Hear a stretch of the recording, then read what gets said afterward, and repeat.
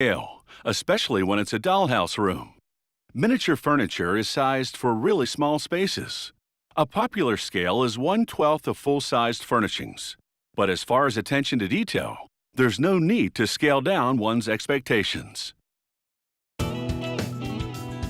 These are replicas of full-sized antiques, meticulously copied in miniature. This grandfather clock is modeled on an 18th century one, and for the craftsman, no detail is too small. He first measures and cuts numerous components from pear tree wood. This wood's small grain scales down well to make the miniature clock look more authentic. The parts are too thin and small to nail, so he glues them together, beginning with the front of the clock's trunk. He applies the glue sparingly with a tiny brass tool to prevent messy overflow. He installs the sides on the front of the clock trunk. And he adds a substantial-looking pear wood base. He spiffs up the front of the base with veneer paneling that's protected by a layer of tape for now. He carves angles in trim to make it fit neatly around the paneling. He now peels away the tape to reveal the swirled burl of the veneer wood, which has been cut from the root of a South Asian tree. He rubs the paneling against sandpaper to smooth its surface and expose more of the wood grain. Once the feet have been installed on the clock, he applies a strip of molding above the trunk.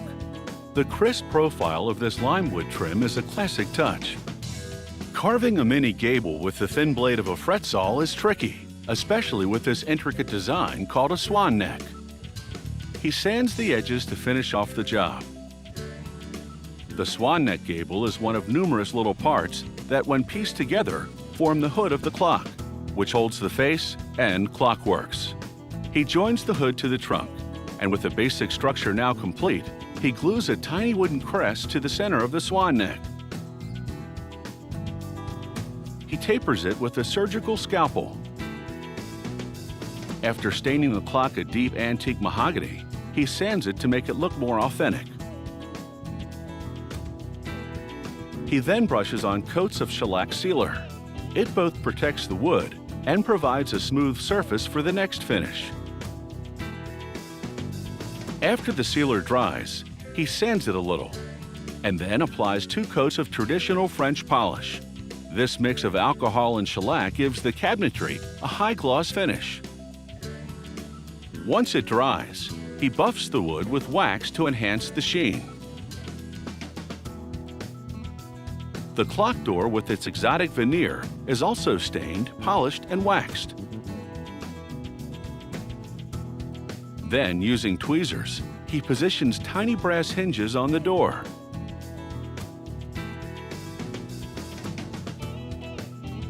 He presses little brass pins into holes in the hinge to secure it to the door.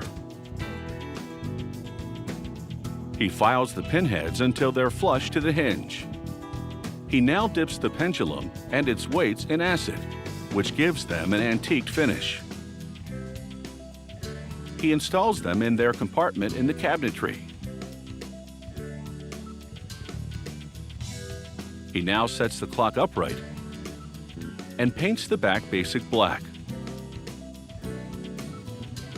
He inserts a piece of clear acrylic into the opening of the clock hood. Acrylic has a slight wave to it that looks like old glass. This small watch movement is what will make this miniature grandfather clock tick. Using double-sided tape, he attaches it to the dial. He fastens the hands to the clockwork shafts, and then he lowers the dial and clockworks into the hood compartment. He signs the back with a paint-filled pen, which makes his signature stand out against the black background. And finally, he glues a tiny tassel to the door handle. Including drying time for the various finishes, it has taken over 3 days to make this miniature grandfather clock. No small effort, but it's the little details that make a difference in a small space.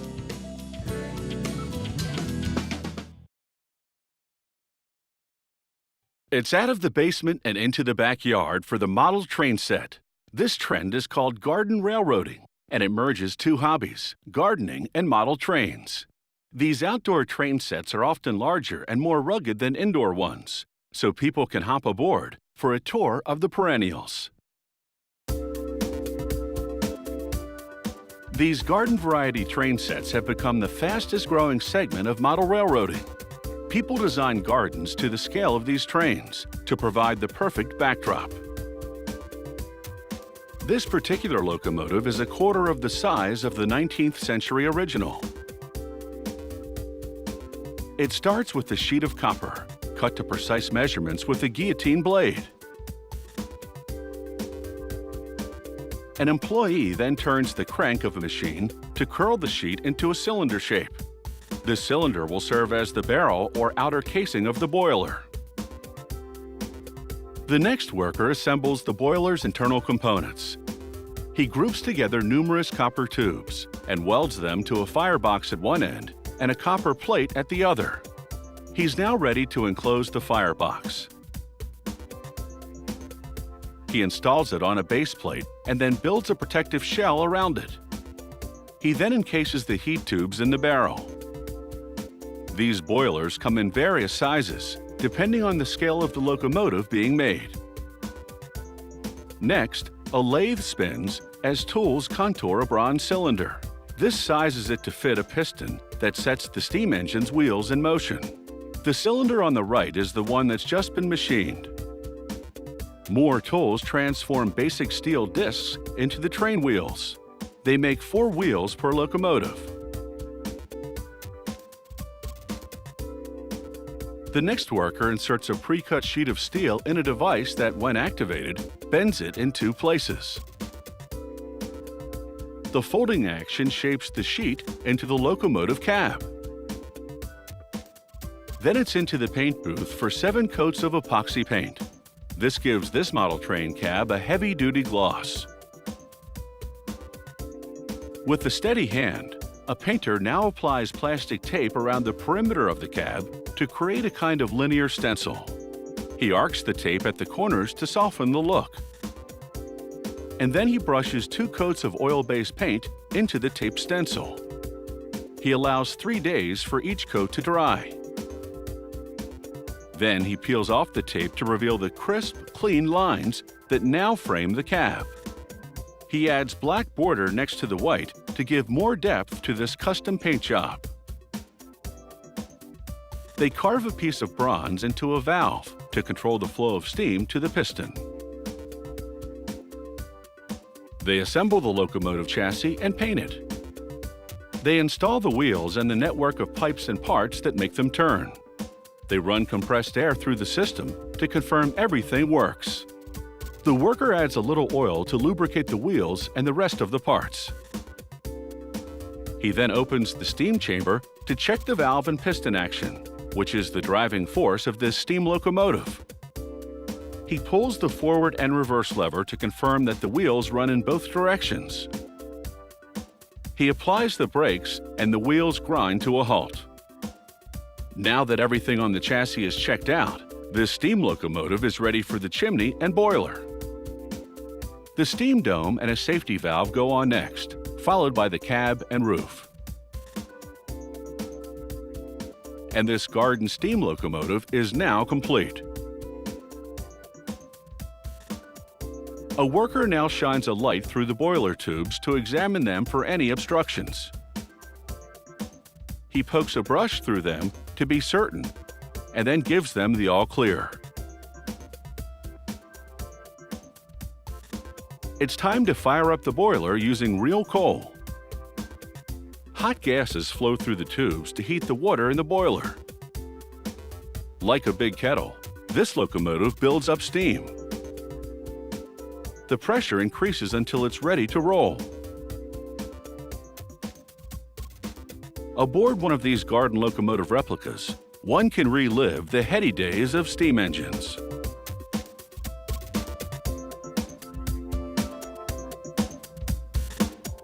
Air created by powerful fans. This enables the craft to travel over both land and sea. The concept actually dates back to 1870, but it wasn't until the middle of the 20th century that a British inventor perfected it and the idea got off the ground. This model of hovercraft is equipped with a single fan. It both inflates the skirt, lifting the vessel about 10 inches, and creates thrust to propel the hovercraft over virtually any surface.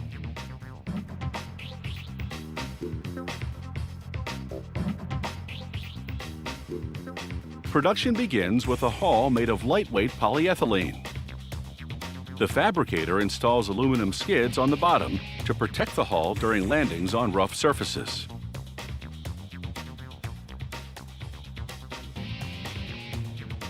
He screws plastic attachments for the hovercraft skirt into pre-marked positions on the hull.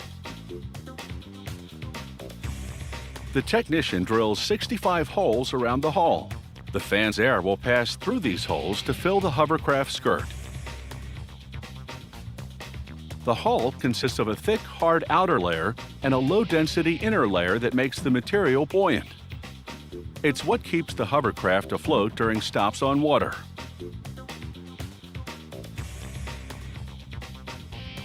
The crew now fastens the seat base and console in the front of the hull. Once it's secure, they fit the gauge panel in its slot.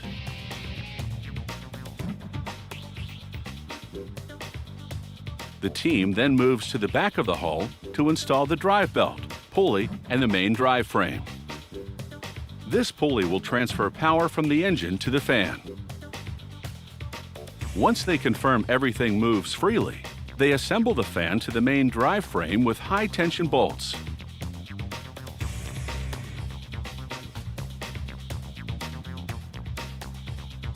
This duct will divide the fan's air into two streams. One stream will be directed under the craft to provide lift. The other will be routed out the back to generate thrust. They now return to the cockpit to attach handlebars to a steering mechanism.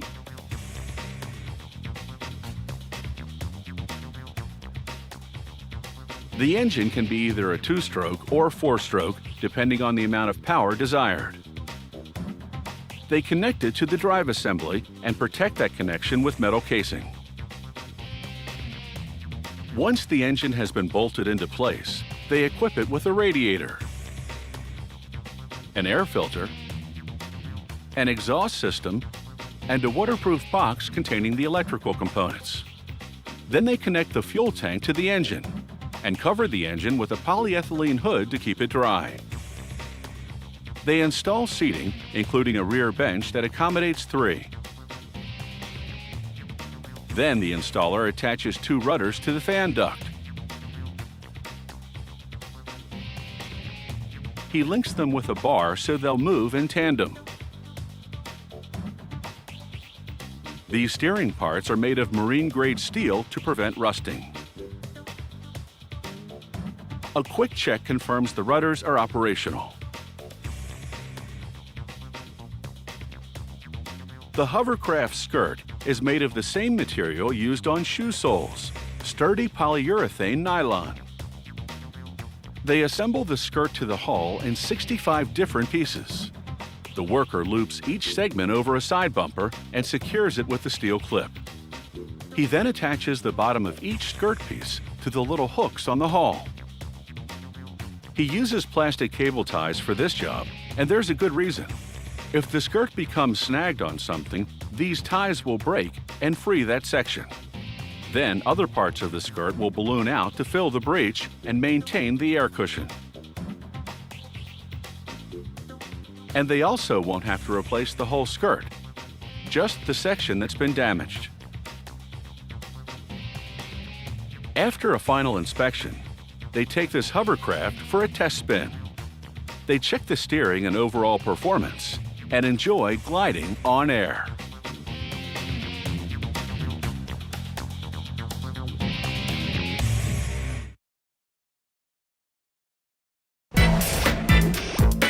A folding bicycle is a compact set of wheels. In seconds, it folds up into a neat little bundle, less than a third of its full size. The concept has been around for well over a century, and in recent years, it's on the comeback trail, as urban commuters discover the advantages of downsizing this mode of transportation.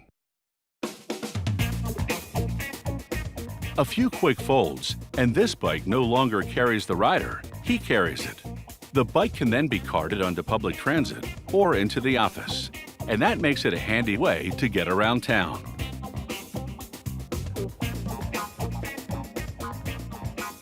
They lubricate the rim of tubing, which makes it easier for machinery to pinch that end. The next machine uses several blades to trim the pinched end and cut a small groove. These exact cuts will enable the team to precisely install a hinge to the tube. Hinges are now gripped by a moving clamp that angles them for contouring and the drilling of holes for bolts. It's computer choreographed to produce a hinge that will attach snugly to the main tube. Once the hinge has been bonded to the main tube, a technician checks the job by exposing it to a magnetic field. Variations in the field would indicate a flaw, but he finds none. So next, he secures the tube on a work table, so a tool can make scoops in the other end. Scooping this end will enable it to interconnect with another part of the bike frame. A hydraulic tool then bends the main tube to give it a slight curve, so it will arch around a bicycle wheel. You can see the difference in this before and after shot. The main tube of the bike frame now undergoes a process called shot blasting.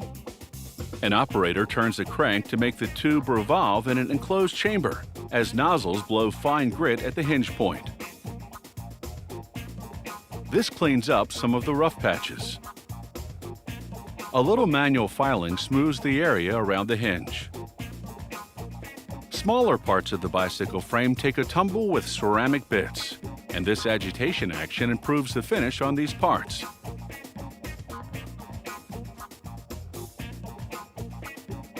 Further down the production line, a worker locks the main tube in a jig. He butts a bracing tube to it at just the right angle, and then melts metal into the joint in a process called brazing. As the metal cools and solidifies, it seals the two parts. He now fits the bottom bracket onto the scooped end of the main tube and brazes them together. The frame of a folding bicycle is much more complex than that of a conventional one-piece A-frame bike. There are 6 parts to assemble in tight alignment, and that means there's absolutely no room for error. Once the main frame assembly has been painted, it's ready to be joined to the rear frame.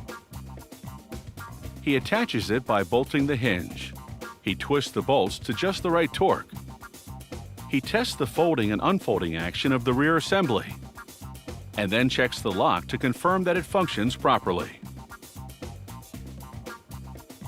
He installs the steering mechanism and wheel fork in the front of the frame, and bolts the front wheel to the fork. He verifies that the assembled steering column and handlebars are in working order, and then slides them into place at the front of the bicycle. He adjusts the position of the column so it folds at just the right angle.